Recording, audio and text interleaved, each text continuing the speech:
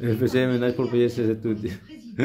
Il a fini pour coucher avec son patron. Dans ces quartiers chics de Moscou et de Saint-Pétersbourg, un théâtre et même une station de ski. En poursuivant notre enquête, on a alors découvert que cette maîtresse de Vladimir Poutine, Svetlana Krivonovich, a une fille qui est née en 2003. C'est qui? C'est la fille à Vladimir. On a réussi à remonter sa trace sur les réseaux sociaux et à identifier ses comptes. Et c'est comme ça que nous avons retrouvé des photos. Ça a été un moment... Ça, c'est la fille à Vladimir Poutine. Il a la mente trop. À l'époque, Elisaveta est très active sur les réseaux sociaux. Elle poste des photos et des vidéos. C'est une jeune femme de 19 ans, passionnée par la mode et les voyages. Son compte Instagram a été fermé en mars 2022, après le déclenchement de l'offensive russe en Ukraine. Depuis, selon les révélations d'une chaîne de télévision ukrainienne, Elisaveta aurait étudié pendant 4 ans à Paris. La jeune fille a choisi une école privée près de l'Arc de Triomphe dans le centre de Paris pour ses études.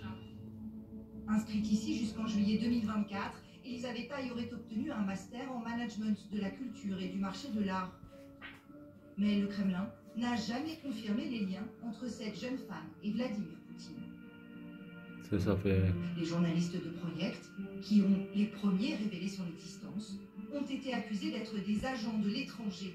Leur site est interdit en Russie. La rédaction vit désormais en exil. Nous sommes devenus des hors-la-loi. Après, pour avoir enquêté tout ça, ils ont quitté la Russie parce que lui, il va les craquer, il va les tuer parce qu'ils ont découvert un truc caché sur lui, un trésor là.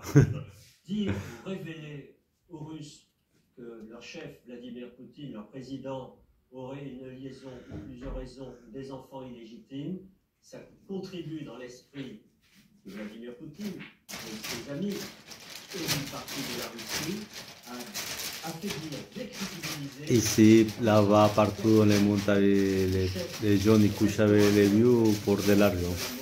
Et c'est comme ça, et ça va être comme ça tout le temps. Au nom de sa force, Moi, j'écris un livre, je parle de tout ce qu'on dirait, c'est vrai. entretient un autre tabou, son état de santé. Et jamais, jamais la vie va s'arrêter.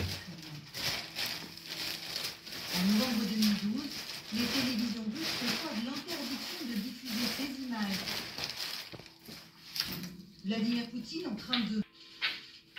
Mais le site web de l'église orthodoxe... Ils sont orthodoxes.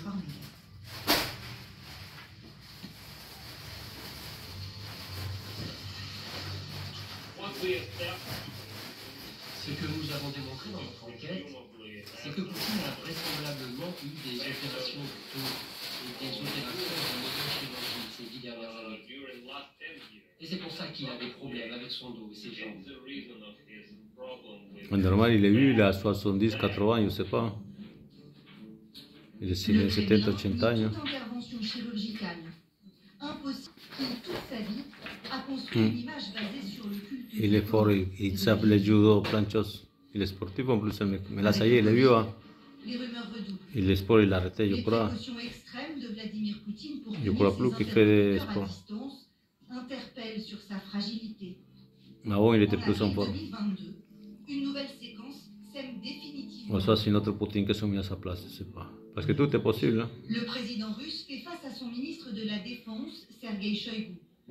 Il s'accroche à la table et semble souffrir. Les journalistes de Project vont alors révéler des informations troublantes. Depuis des années, le président russe est en permanence accompagné par 5 à 12 médecins, notamment lorsqu'il se déplace dans ses résidences au bord de la mer Noire, à Sochi.